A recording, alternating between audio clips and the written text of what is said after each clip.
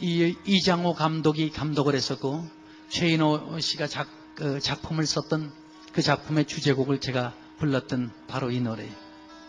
어저께 비가 왔었죠? 비 온 다음 날에는 방송에 참 많이 나가는 노래.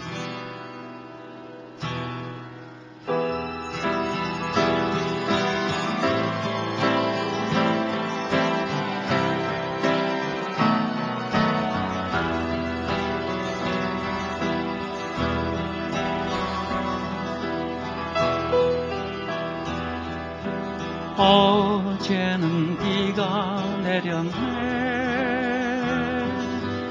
키 작은 나뭇잎새로 맑은 이슬 떨어지는데 비가 내렸네. 우산 쓰면 내리는 비는 몸 하나야 가리겠지만 사랑의 빗물은 가릴 수 없네. 사랑의 비가 내리네. 두 눈을 꼭 감아도 사랑의 비가 내리네. 귀를 막아도 쉬지 않고 비가 내리네. 눈물 같은 사랑의 비가 피곤한 내 몸을 적셔나오. 조그만 길가 꽃잎이 우산 없이 비를 맞더니 지난밤 깊은 꿈속에 활짝 피었네. 밤새워 창을 두드린 간절한 나의 소리여. 사랑의 비야 적셔나오. 사랑의 비야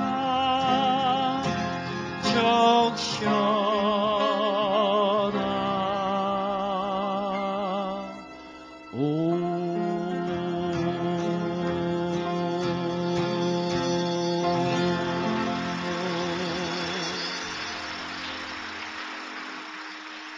감사합니다. 저는 오늘날까지 방송활동을 한 걸 대강 보니까 한 30년 남아 방송활동을 하면서 살아왔어요. 요즘은 조금 제가 쉬고 있지만은 그 방송활동을 하면서 저는 참 많은 사람들을 만났어요. 유명한 사람들 많이 만났어요. 돈 많이 번 사람들, 재벌 총수들, 대학 총장님, 어떤 사람은 노벨상 후보에까지 올라간 분을 만난 적도 있어요.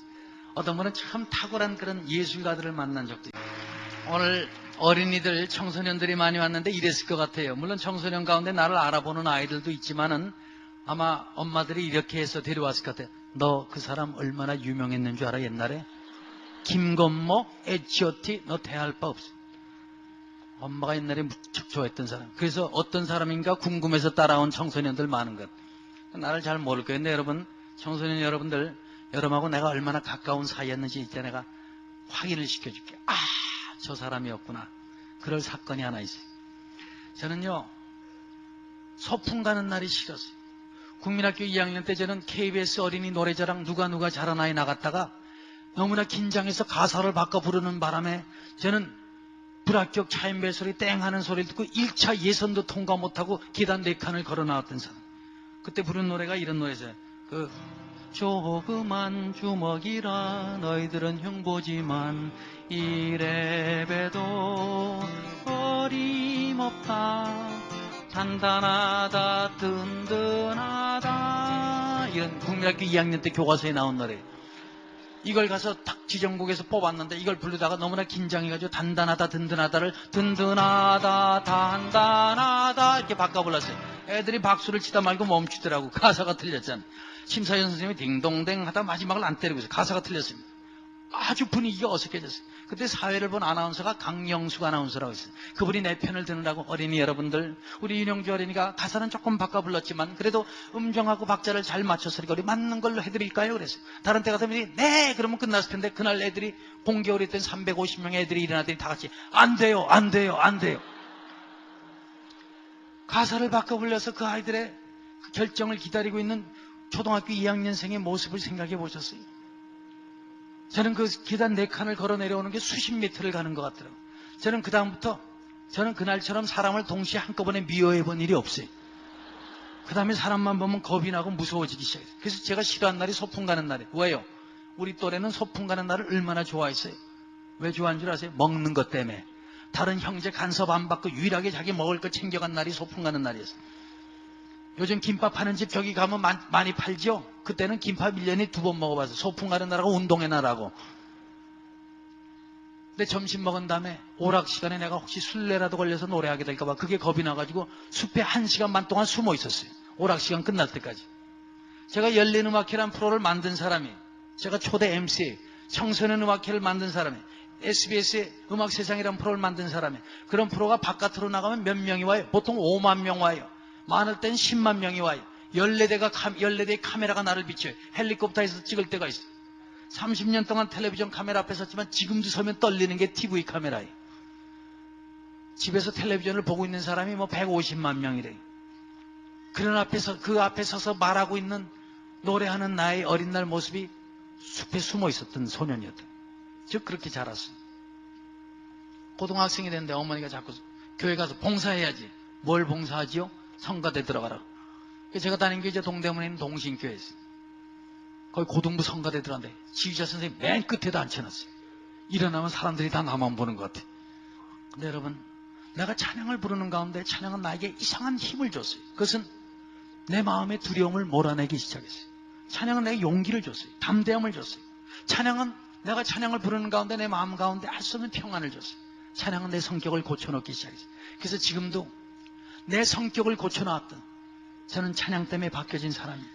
그 고등부 성가대 시절 그렇게 제가 늘 감사한 이유가 그거예요. 내 선배 하나를 소개할게. 내 뒤에 앉은 선배, 고3 선배, 베이스 파티에 앉은 그 선배는 헌금 시간만 되면, 헌금함이 돌아가면 나를 막 못 사귀고 그랬어요. 등을 찌르고 꼬집고 흔들고, 형 왜 그래? 연버ton 좀 꽂주라. 연버ton 꽂달래요. 꼬간다는 것은 갚겠다는 얘기예요. 꼬가고 한 번도 안 갚았어요. 오늘날까지 30몇 년 지날 때까지 매번 꼬가다가 어떤 날은 또 말을 바꿔서 헌금 좀 갈라내자. 저희 아버님이 총각대 장로님 되신 분이에요. 어머님이 마르다유슨 신학교를 졸업하시고 선교사로 헌신하셨던 분이. 그런 가정에서 자란 제가 뭐 연보통 꼬가요 갈라내요 이건 있을 수가 없어요. 어느 날 용기를 냈어요. 이건 내 짚고 넘어갈 문제다. 주일날 예배 마친 다음에 선배를 교회 옆으로 데려가서 눈을 똑바로 뜨고 얘기했어요. 형님, 이 헌금은 정성껏 준비해서 하나님 앞에 드리는 예물이라고 내가 배웠는데 매주마다 이렇게 꿔달라고 갈라내지니까 갈등이 많습니다. 내 얘기를 선배가 고개를 숙이고 진지하게 듣는데 얼마나 진지하게 듣는지 내 속으로 이 형님 회개하는구나. 내 얘기가 끝나고 나니까 그 선배가 그러더라. 형제야 네 말이 다 맞다. 근데 물어볼 게 있다. 뭐예요? 이 헌금 누구한테 들려가졌니? 하나님이요. 이 헌금이 네 거니 하나님 거니? 하나님 거요. 네 것도 아닌데 말이 많냐고. 하나님 거 하나님 앞에 들기 전에 우리 좀 꺼내고 갈라내기로 서니 뭐 그걸 가지고 헌금함에 들어가는 순간 하나님 건데 그걸 가지고 선배한테 눈 똑바로 뜨고 얘기한다고. 근데 가만히 듣고 보니까 굉장히 성경적인 말이더라고요. 굉장히 신학적인 말이에요. 거꾸로 야단만 잔뜩 맞고 들어와서 그 다음 주부터 또 꽂달래면 꽂주고 갈라내자면 갈라냈어요. 제가 다닌 그 교회에서는 성찬식 때, 성찬식이라는 게 얼마나 진지한 예식이에요. 우리가 예수님 십자가 현장에서 그분이 찢기신 살과 흘리신 피를 먹고 마시는 진지한 신앙 고백이 성찬식이에요. 세례 받은 교인들이 떡과 포도주를 들게 돼 있었어요. 근데 그 선배가 세례 받기 전인데 성찬식에 참석해서는 자리를 옮겨 앉으면서 3잔씩 포도주를 마셨어요. 그 연보통 꼬간 선배가. 그 선배가 누구냐면 조용남 씨예요.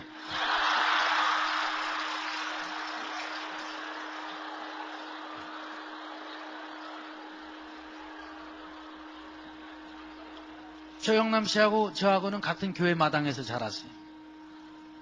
같은 성가대에서 자랐어요. 그때부터 좀 문제가 많았어요. 근데 조영남 씨는 평생에 나에게 나도 좀 저렇게 노래해봤으면 그런 도전을 줬던 사람이 조영남 씨. 어른들 고난주간 때 고등학교 3학년이었던 강문고등학교 3학년 조영남 군이 어른들 한 600명 예배 드리는 데 나와서 찬송을 부르기 시작했어요. 예수 나를 위하여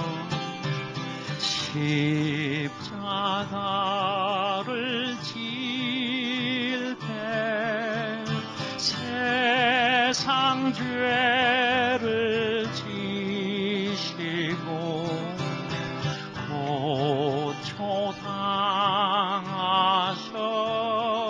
고초당하셨네. 어른 예배는 어른 예배 솔리스트가 다 따로 있어요. 한 고등학생이 그 어른 예배에서 부르는 찬송을 듣고 교회 안에 어떤 일이 생겼냐면 예배 드리고 있던 한 600명 가운데서 400명이 손수건을 다 꺼내대 눈물을 닦고 있어요. 그날 그 찬양이 얼마나 능력이 있고 은혜가 있었으면 사람의 영혼과 마음을 흔들었어요. 눈물샘이 터지게 했어요. 저는 조영남 씨를 위해서 기도하는 게 하나 있어요. 빌리 그레이엄 목사님이 여의도에 집회를 하실 때 육군 군복을 입고 주 예수보다도 귀한 것은 없네를 불렀던 그 찬양의 능력을 회복시켜 주십시오. 하나님은 조영남 씨에게 정말 특별한 목소리를 주셨어요. 그날 그 찬양 가운데는 정말 그 가사처럼 예수님이 계신 것 같았어요. 골고다의 십자가가 보이는 것 같았어요. 그리스도가 나를 위해서 그 예수님이 흘리신 보혈의 온기, 그 체온이 느껴지는 그런 찬양이었어요. 조영남 씨는 말하자면 나에게 그렇게 그 큰 감동을 주었던 사람이었어요. 또 조영남 씨는 안 그런 방법으로 나에게 자극을 준 적이 있어요. 이미 대학생이 된 조영남 씨가 그 당시 기타 파는 집이 서울 시내 3군데밖에 없었어요. 그 기타를 가지고 우리 후배들 야외에 가는데 따라왔는데 그 기타를 본 우리들은 너무나 흥분하고 긴장하기 시작해요. 저 형이 저걸 가지고 어떻게 하나 보자. 우리 후배들 앞에 서더니 드디어 노래, 야 내 노래 들어봐. 이 노래를 불렀어요.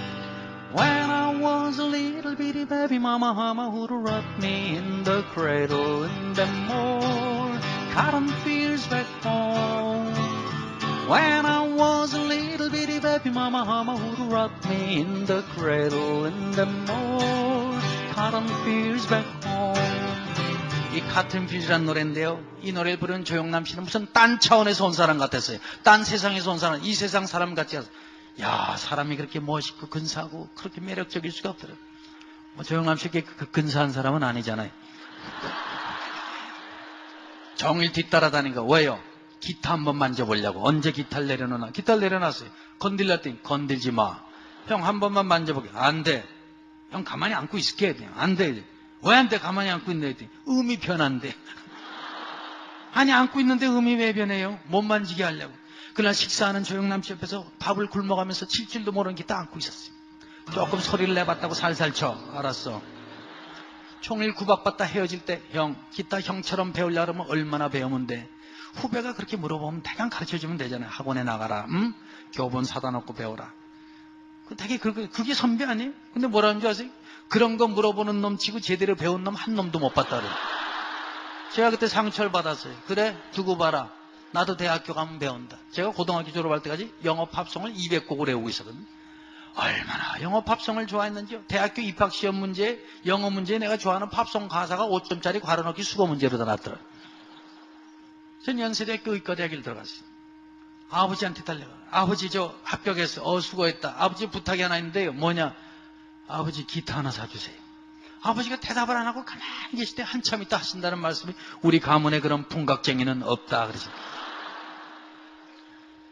근데 기타를 얻어냈어요. 저는요 학원을 이틀밖에 안 다녔어요. 왜요? 코드를 빨리 가르쳐줘야 내가 부르고 싶은 노래, 외우고 있는 노래를 부를 텐데 종로음악학원에 가니까 이틀 동안 울고 넘는 박달재만 가르쳐주더래요. 저는 기타를 독학을 한 사람. 왜요? 마음이 급하니까. 노래를 하나 띄웠어요. 우리 친구들이 우리 집 왔다 내 노래를 들어봤어요. 형제야 너 노래 잘하는구나. 너 이번 주말에 불러. 주말에 뭐 있어요? 이화여대하고 미팅 있었어요. 그게 제 데뷔 무대예요. 거기 나가서 그 노래를 불렀는데 난리가 났어요. 앵콜이 쏟아지는데 앵콜 부를 노래가 있어야지. 그 다음부터 틀어박히 안 자고 레파토리 들어왔어요. 곡이 늘어나니까 슬슬 바빠져요. 미팅 때마다 페스티벌, 카니발, 축제 때마다 불려다니기 시작했어요. 그리고 약간의 교통비를 받는데 그건 내 눈에 들어오지도 않아요. 내가 노래할 때는요, 여학생들이 자기 남자 파트너 쳐다도 안 보더라. 전 연세대학교에 창교일에 전통을 하나 깼는데 그게 뭐냐면 금남의 집이었던 여학생 기숙사에 학교 당국에 허락받고 사감 선생님 안내받아서 공연차 들어갔던 그 기숙사를 처음 발을 디뎌놓은 첫 번째 남학생으로 기록되고 있어요. 얼마나 부러워했는 줄 아세요? 친구 15명이 토요일날 오후 내가 들어가는 기숙사까지 따라서 환송회를 다 해줘서 잘 다녀라. 이화여대 대강당에 가서 2,500명의 이대생들 앉혀놓고 노래 불렀어요. 남학생은 저 혼자였어요. 여러분 그 기분을 아시겠어요? 저는 그다음 이대를 걸어 나오면서 2,500명의 애인을 갖고 있는 기분을 가지고 나왔대요. 저는 드디어 어느 날 대중가요계가 인정하는 가수가 됐어요. 신문에 기사가 실렸어요. 의대생 가수 탄생, 의대생 스타가 등장했다. 텔레비전 데뷔를 했어요. 온 세상 사람들이 나를 알아보게 된 그날 학교를 들어가는데 캠퍼스에 있던 학생들이 나를 보는 순간 쟤다! 그러더라고요. 여러분 이게 스타일. 인기가 있으니까 내가 정말 인기가 있는지 없는지 확인해보고 싶더라고요. 그럼 어떻게 하면 사람 많은 데 가보면 돼. 나 알아보나 못 알아보나. 남 공부 다 끝나고 애들 집에 가려고 정문 쪽으로 내려오면 나는 괜히 거꾸로 올라가 봐요. 그 올라갈 일이 뭐 있어? 공부 다 끝나는데. 지나간 학생들이 내 얘기를 하면서 지나요. 못 들은 척 올라. 못 들을 리가 있나? 그거 듣자 올라가는. 어떤 날 아침 8시부터 일찍 올라가 있다 남 등교할 때 거꾸로 또 내려와 봤어요. 세시봉이라는 음악 감상실이 있었어요. 거기서 친구를 하나 만나는데 그 친구가 그저께도 만났는데 참 특이한 친구. 맨날 웃고 있어. 졸려도 화가 나도 짜증나도 배고파도 신경질 나도. 며칠 전에 만나가지고요. 자기 속상한 얘기를 하는데 웃고 있더라. 근데 듣는 나는 걱정스러운데 걔는 웃으면서 얘기해. 그래서 내가 잠깐만 있어. 너 정말 속상하냐? 했더니 속상하대. 근데 웃고 있어요. 내가 네 속을 아직도 모르겠다 했어. 송창식이. 그래서 둘이 만난 것이 30년 전에 한국의 이 통기타 문화를 시작한 첫 개척자들 트윈 폴리오가 탄생이 된 거예요. 하얀 손수건, 웨딩 케이크, 슬픈 운명, 더욱더 사랑해, 축제의 노래, 축제의 밤. 우리들의 노래는 히트하기 시작했어요. 팬들이 생겼어요. 팬들은 자기 좋아하는 사람과 뭐 자꾸 가져가려야 돼. 그 당시 안경 낀 유일한 가수가 윤영주였어요. 공연한 날은 안경 뺏기는 날이에요. 여학생들은 내 단추를 뜯어가기 시작했어요. 바지 뒷단추도 뜯어가요. 여학생들이 머리카락을 잡아 뜯어가요. 여학생들이 머리카락을 수첩 벗겨놨다 쉬는 시간마다 창가에 가서 꺼내본다. 이게 윤영주 머리카락이다. 사람이 인기가 생긴 머리카락까지 인기가 생겨. 귀한 집 아들이 왔는데 타가온 자가용이 우리 집 골목으로 꺾어지지 않아요. 자동차가 아주 길어서. 캐딜락이란 차에 경호원이 타라 그래. 뒷문을 열어주는데 타니까 중1짜리 남자애가 앉아있어요. 너 누구냐 그랬더니 앞에 앉았던 비서관이 돌아왔더니 대통령 각하 영식 지만군입니다. 박정희 대통령 이 사랑했던 외동아들 박지만이가 윤영주 만나는. 그날부터 대통령 아들하고 다니는데 여러분 대통령 아들하고 극장 다니니까요. 한 칸을 다 비워놓더라고요. 표가 매진됐는데. 저는 대통령 아들 때문에 경호를 받았어요. 돈을 벌기 시작했어요. 돈 줘야 가니까. 돈은 나를 변질시켰어요. 돈은요. 자꾸 자기가 크게 느끼죠. 처음엔 자신감을 주는데 자꾸 커지는 것 같아. 근데 내가 커진 거죠. 근데 세상이 내가 좀 커진 걸 알아줬으면 좋겠어. 그 뭐가 달라져요? 말투가 달라져요. 표정이 달라져요. 거드름펴요. 오만해져요. 사람 무시해버리고 돈 소리 내고 돈 냄새 풍기고 돈 가지고 사람 마음을 긁어놓더라고요. 제가 그렇게 변질돼 있어요. 참 좋은 학교를 나오고 의대생이죠. 가수죠. 인기 있죠. 저희 집안이 뭐 다 배경은 설명 못하지만은 저희 집안은 함경도 사시다가 북간도로 이주해간 집안이에요. 이주의 목적은 두 가지였어요. 하나님 제대로 믿어보자고. 두 번째는 독립운동 때문에. 저희 어려서부터 가훈이 하나님 사랑 나라 사랑이에요. 하나님 사랑 나라 사랑. 윤동주 시인 아세요? 그 형님이 저희 집안에 제일 큰형이 윤동주 시인. 우리 막내 아들 희원이 중2 때 미국 유학 보냈는데 조기 유학 보냈는데 얘가 한 2달 있다가 제 장인 외할아버지한테 전화 왔대요. 그 전화 왔어요. 그놈 기특도 하지. 왜요? 그놈이 대형 태극기 2장하고 중형 태극기 뭐 10장을 보내달래. 내가 속으로 이놈이 미국 가서 독립운동을 하나? 태극기 장사를 하나? 너 태극기가 뭐 이렇게 필요하냐? 그랬더니 아빠 여기 8명 한국 학생 있는데요. 한국 학생 받아놓고 태극기도 없어요. 이 학교. 그 태극기 주고 교장 선생님 보고 국경일마다 걸어달라 그랬대. 아니 미국서 한국 국경일이 무슨 소용이 있어요? 그 나머지 한 장은 와보시면 알아요. 또 나머지는 애들 유학 오는데 태극기 안 가져왔다 그래서 너 유학 오면서 태극기도 안 가져오냐? 그러고 하나씩 줬대. 기숙사가 봤더니 벽을 하나 태극기로 도배지를 해놨어요. 근데 그 자식이 잘나서 그런 게 아니고 그렇게 배웠기 때문에. 저는 영광의 꼭대기에 서 있어요. 요즘도요, 여러분 20대에 남들이 평생에 얻기 힘든 명성과 부를 거머쥔 스타들이 있어요. 박세리가 안 그래, 박찬호가 안 그래. 저는 갖고 싶은 게 없었어요. 되고 싶은 것도 없었어요. 꼭대기에 섰어요. 근데 여러분, 그때 나에게 어떤 일이 생겼는 줄 아세요? 1975년 12월 2일 한국에 200명의 연예인들이 구속되는 사건이 있어요. 그것이 대마초 연예인 사건이었어요. 제가 데뷔시킨 후배들 가운데서 이종용이라는 가수가 너라는 노래를 그의 가수왕상을 받기로 돼 있었는데 그 후배들이 고맙다고 나한테 선물로 얻어다 준 것이 미군 부대에서 흘러나온 그 마약, 대마초, 마리후아나를 구해다 왔는데 그 뒤를 보사부 마약반 형사들이 미행하다가 그대로 우리 아파트로 들이닥쳤어요. 그리고 이 시대의 영광을 누리고 살던 윤영주 양손에 수갑이 채워졌어요. 그리고 저는 서대문 구치소로 옮겨졌어요. 제가 그 대마초 연예인 사건의 1호예요. 2호는 공범 이종용, 3호가 공범 이장희.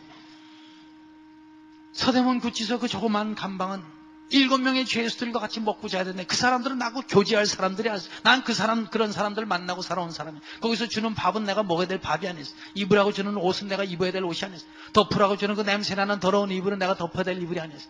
거기는 나에게 죽음의 자리요 저주의 자리였어요. 저는 그때 결정한 것이 내가 이 세상에 살아남을 어떤 잔존 가치를 발견할 수가 없어서 나는 그 고통에서 헤어나는 유일한 방법은 죽음이라고 생각을 했어요. 그래서 자살을 자살을 준비하고 그 시간을 기다리고 있었어요. 대한민국 변호사 3명이 윤영주를 변론하는데 윤영주를 감옥에서 끄집어내지 못해요.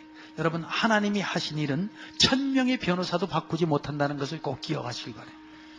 어머님이 면회 오셨다가 놓고 가신 책이 어머님의 성경책이었어요. 그 안에서 이번에 성경을 좀 읽으라 그래요. 돌아서면서 내가 어머님 지금 이 성경 읽을 때입니까? 당신 아들은 세상을 먼저 정리합니다. 어머님 성경이 내 방에 들어왔어요. 벽에다 집어 던졌어요. 그날부터 성경은 방 안에 굴러다니고 발길에 채이는 책이 됐어요. 값싼 책 속에 올려다니는 책이 됐어요. 근데 하나님이 이 책을 그대로 두셨을까요? 그 감방의 창문을 통해서 햇살이 떨어지는 그 자리에 굴러다니던 성경이 마루바닥에 놓여있는데 그날따라 그 성경이 내 눈에 강하게 들어오기 시작했어요. 성경을 물끄러미 바라보면서 저 책과 내가 무슨 상관이 있었나? 저는 성경 사이로 기어다니면서 자란 사람이었어요. 상관이 없었어요. 주일날 이 성경책은 내 옆구리에 내 몸처럼 붙어 있었던 책이었어요. 그러나 이 성경과 상관이 없어요. 성경을 펼치라 해서 펼쳤어요. 상관이 없어요. 읽으라 해서 읽었어요. 상관이 없었어요. 근데 성경을 바라보는 내 마음 가운데 알 수 없는 마음이 생긴 것은 이상하게 성경을 읽고 싶은 마음이 생겼어요. 그것이 감방에서 주님이 하신 첫 번째 사건이었어요. 조심스럽게 성경을 펼쳐두고 성경을 한 장 한 장 넘겨가기 시작하는데 성경을 한 장 한 장 넘겨가는 동안 이 성경은 나에게 어떤 변화를 줬냐면 내 영혼의 두꺼운 껍질을 양파 껍질 벗기듯이 한 꺼풀 한 꺼풀씩 벗겨나가기 시작했어요. 성경을 읽어나가다가 여러분 어떤 한 말씀 때문에 여러분의 인생이 바뀐 분들이 계실 거예요. 왜요? 하나님의 말씀은 살았고 운동력이 있어 좌우의 날선 어떤 검보다도 예리해서 우리의 혼과 영과 및 관절과 골수를 쪼갠다 그랬어요. 근데 이사야 43장 1절은 가정 예배 때 늘 펼쳤던 말씀이에요. 늘 눈에 스쳤던 말씀이에요. 근데 이 말씀이 30족짜리 그 어두운 전구 밑에서 성경을 읽어나가던 내 눈에 와서 닿는 순간 이 말씀은 나의 모든 인생의 가치관과 철학과 나의 모든 살아가는 방법을 다 깨버리기 시작했어요. 마치 망치에 깨지는 호두껍질처럼. 야곱아 너를 창조하신 여호와께서 이제 말씀하시느니라. 이스라엘아 너를 조성하신 자가 이제 말씀하시느니라. 너는 두려워 말라. 내가 너를 구속하였고 내가 너를 지명하여 불렀나니 너는 내 것이라. 나를 만드셨다는 게 내가 무슨 이삭이에요? 아들을 주마. 그래서 내가 태어났다는 얘기 못 들어요. 우리 아버지는 나 태어날 때 꿈꿨다는 얘기도 못 들었어요. 근데 우리 한 사람 한 사람 여기 와 있는 어떤 어린이까지도 우리의 그 이름이 지어지기 전에 오래전 우리의 생명의 뿌리를 쫓아가서 닿을 수 없는 그 오래전 아니 그 훨씬 더 오래전에 하나님이 우리를 그 귀한 그분의 자녀로 빚으시기로 작정하셨다는 사실이었어요. 우리가 그렇게 태어났어요. 근데 우리는 죄가 없게 하나님이 만들어주셨어요. 에덴 동산에 있으라 그랬어요. 근데 우리는 에덴에서 만나질 않았어요. 왜요? 우리는 불순종의 죄를 짓고 에덴에서 쫓겨났어요. 에덴에서 쫓겨난 우리들은 고통받기 시작했어요. 우리 가운데 죄가 쌓이기 시작했어요. 우리는 형제를 찔러 죽이고 미워하고 거짓말시키고 탐욕하고 우상을 숭배하고 하나님이 싫어하는 모든 죄들. 근데 우리는 그 죄 때문에 우리는 죽을 수밖에 없는 멸망할 수밖에 없는 막다른 문턱이라 했어요. 근데 하나님이 보실 때 너희 인간들 그렇게 귀하게 지어줬지만 너희들 지은 죄 때문에 너희들 죽어버려도 하나님은 상관이 없을 하나님이셨어요. 하나님이 한번 작정하시면 그분은 불로도 심판하시는 분이지. 우리가 사흘 비 때문에 쩔쩔매잖아요, 해마다. 하나님이 한번 작정하시면 40일 동안 주야로 이 땅에 비를 내리시고 150일을 이 땅을 물로 덮어버리시는 분이 하나님이세요. 그렇게 하실 수 있는 하나님이신데 그분은 내가 이해할 수 없는 결정을 하셨어요. 이 땅에 그 죄인들이 들끓는 이 세상, 이 땅에 그분의 아들 독생자 예수 그리스도를 인간의 몸으로 사람 곁에 보내셨어요. 그분은 하나님의 아들이었어요. 왕 중에 왕이셨어요. 근데 그분이 왕처럼 태어나질 않았어요. 그분은 냄새나고 더러운 마구간에 태어나셨어요. 그분은 왕처럼 살질 않았어요. 가난하고 소외되고 버림받고 귀신 들리고 병 들고 외로운 인생 곁에 계셨어요. 그분이 왕처럼 세상을 마감하지 않았어요. 우리 인간이 그 하나님의 아들, 그 왕 중의 왕 예수 그리스도에게 우리가 어떻게 했는 줄 아세요? 그분의 따귀를 때렸어요. 하나님의 아들의 얼굴에 침을 뱉었어요. 그 머리에 가시멸관을 씌웠어요. 그 피가 흐르고 그분의 옆구리를 채찍으로 때려서 채찍에 맞은 자리가 살이 갈라지고 피가 흐르고 진물이 흐르기 시작했어요. 제가 막내가 아들이에요. 우리 아들이 내가 사랑스럽게 노는데 지나가던 행인이 내가 보는 데서 상관도 없는 사람이 우리 아들 뒤통수를 한 대 때리고 지나가요. 내가 그걸 가만히 두겠어요? 여러분, 가서 멱살을 잡고 붙을거예요. 이 사람이 미쳤나? 남자식 왜 건들고 다녀? 아마 여기 아버지를 그럴 거예요. 근데 우리 아들이 그 사람한테 잘못했어요. 딱이 맞을 짓 했어요. 그래서 내가 보는 데서 우리 아들을 때리려면 내가 보고 있겠어요? 가운데 막았을 거예요. 용서하십시오. 내가 돈으로 해결하려도 하고 법적으로 해결하려도 할 때가 이 아들을 용서해 주세요. 차라리 내가 때리겠어요. 저는요, 평생에 우리 아들이 싸운 아이, 그 아이가 입이 터져서 하루 결석을 했대. 그 우리 아들 때문에 처음 보는 그 아이의 아버지 앞에 난생 처음으로 무릎을 꿇었던 적이 있어요. 용서하십시오. 우리들은요, 연예인들은 자존심 먹고 산다 그래. 아들 때문에 자존심이고 뭐가 없어요. 그날 무릎을 꿇었다. 왜요? 아버지는 아들을 사랑하게 돼 있거든. 근데 그 아버지는 이상해요.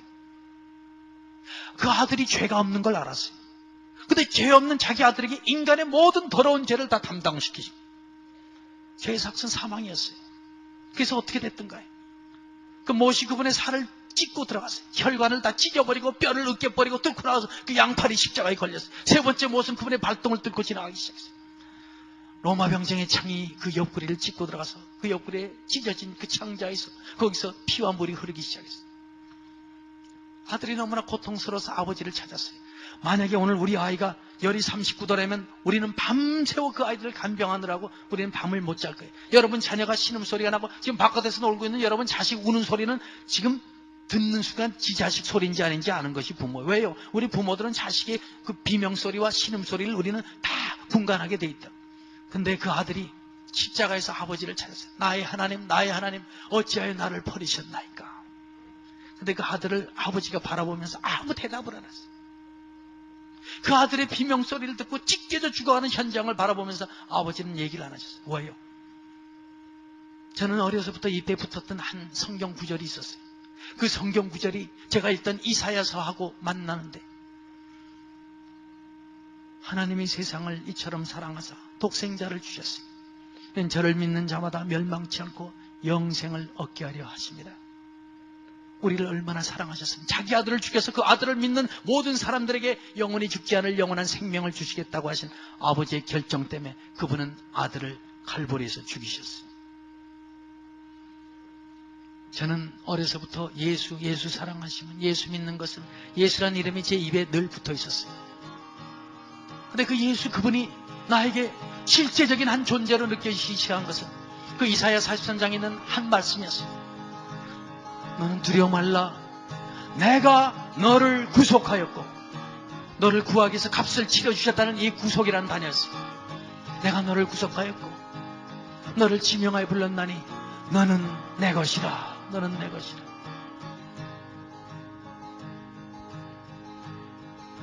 그 예수 그리스도는 성경 속에 그저 한 신하처럼 계셨던 분이 아니었어요. 네가 있는 서대문 구치소가 너에게 너무나 고통스럽고 저주스러워서 네 목숨을 끊고 싶을지라도 네 생명이 나에게 얼마나 귀하냐면 내 아들 예수 그리스도를 죽여서 너를 살릴 만큼 너는 나에게 귀한 사랑의 존재, 나의 사랑의 대상이라는 놀라운 선언이셨어요. 나는 그분을 향해서 내가 당신 것입니다라고 한 번도 고백한 적이 없었지만 그분은 나를 향해서 너는 내 것이라는 이 놀라운 그분의 소유권을 한 번도 포기하신 적이 한 번도 없어요. 그분은 나에 대해서 졸지도 주무시지도 않고 나를 생각하셨어요. 내가 돌아오길 기다리고 계셨어요. 왜 기다리셨을까요? 나를 사랑하셨기 때문에. 저는 이사야 43장 1절에 있는 이 말씀으로 너는 내 것이라는 곡을 거기서 쓰게 돼요.